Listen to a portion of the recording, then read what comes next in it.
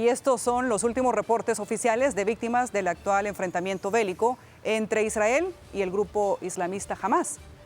En Israel se mantiene la cifra de más de 700 muertos por los ataques en las últimas horas. Y en la Franja de Gaza, el número de palestinos fallecidos supera los 500. Además, las autoridades israelíes han registrado más de 2.200 heridos y del lado palestino superan los 2.000. Y se calcula que al menos 100 ciudadanos de Israel se encuentran secuestrados por las fuerzas de Hamás, a los que se suman 2 ciudadanos de México y 2 de España. Y luego de 3 días de enfrentamiento entre Israel y el grupo islamista Hamás, el costo humano y material es alto. El ataque del grupo islamista Hamás tomó por sorpresa a miles de asistentes a un concierto de música electrónica el pasado sábado en Israel, en las cercanías del muro que los separa de la Franja de Gaza, cuando celebraban el Yom Kippur, la fiesta judía que dura de 5 a 7 días.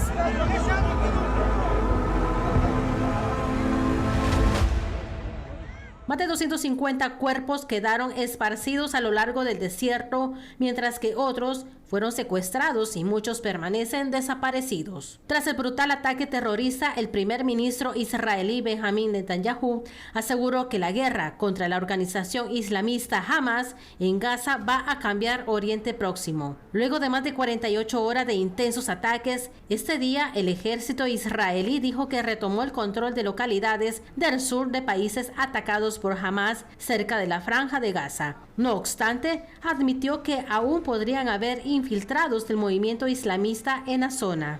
Decenas de miles de soldados israelíes están siendo desplegados en la frontera con Gaza, controlada por Hamás desde el 2007, donde la ONU informó que más de 120.000 personas se han visto obligadas a dejar sus casas. El ejército israelí concentra también sus esfuerzos en salvar a los ciudadanos secuestrados, mientras que Hamás ha anunciado que comenzará a matarlos si Israel no cesa sus bombardeos. Estados Unidos empezó el domingo a enviar ayuda militar a Israel y a dirigir un portaaviones hacia el Mediterráneo. Por su parte, la Unión Europea convocó para el martes una reunión de emergencia de cancilleres.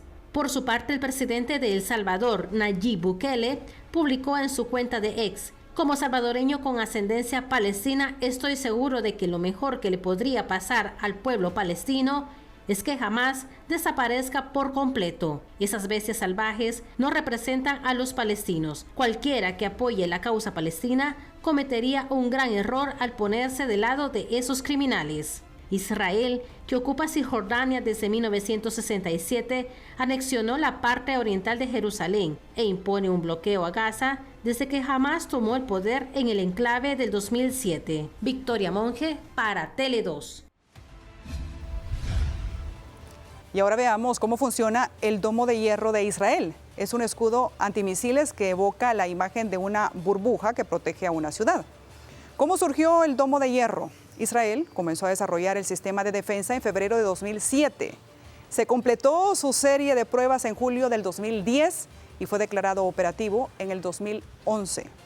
En la práctica, el sistema detecta misiles que son lanzados en un rango de 4 a 70 kilómetros y responde a disparos un misil interceptor Tamir contra proyectiles entrantes que representan una amenaza para el área protegida, en este caso, a Israel. El sistema antimisiles cuenta con un radar, el cual detecta un misil entrante y transmite una información al lugar amenazado, alertando a la población sobre la situación en curso. Esta alerta puede llegar a la población con hasta 1 minuto de anticipación de la caída. ¿Cómo está compuesto? Bueno, el domo de hierro está conformado por 3 elementos: un radar de detección y seguimiento, un sistema de control de armas y gestión de batalla y una unidad de disparos de misiles. El sistema es fácil de transportar y solo se necesita unas pocas horas para reubicarlo y configurarlo. Además, puede ser operado bajo cualquier condición climática.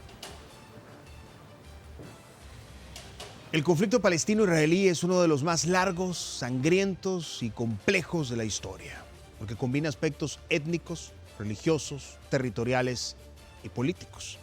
Veamos algunos antecedentes para tratar de comprender este nuevo capítulo de hostilidades. Comencemos por decir que se funda oficialmente el Estado de Israel el 14 de mayo de 1948, hace 75 años, tras una resolución de la ONU que le otorga la mayor parte del territorio que ocupaba la antigua Palestina. Se constituye como el primer y el único Estado judío del mundo. Desde el mapa original que diseñó la ONU en 1947, Israel ha ido expandiéndose sobre territorios palestinos. La relación de Israel con sus vecinos Líbano, Siria, Jordania, Palestina y Egipto ha sido marcada por las guerras. Y aunque son varias, solo nos interesa destacar dos. La primera, la llamada Guerra de los 6 días, que ocurrió en 1967. En esta se enfrentó a Egipto y a Cisjordania contra Israel. Acabó ocupando varios territorios como los Altos del Golán y la Franja de Gaza tras una victoria militar el Estado israelí. La segunda, la Guerra de Yom Kippur, que inició el 6 de octubre de 1973. Los combatientes, Israel y una coalición de países árabes liderados por Egipto y Siria. Israel ha ganado todas las guerras que ha peleado.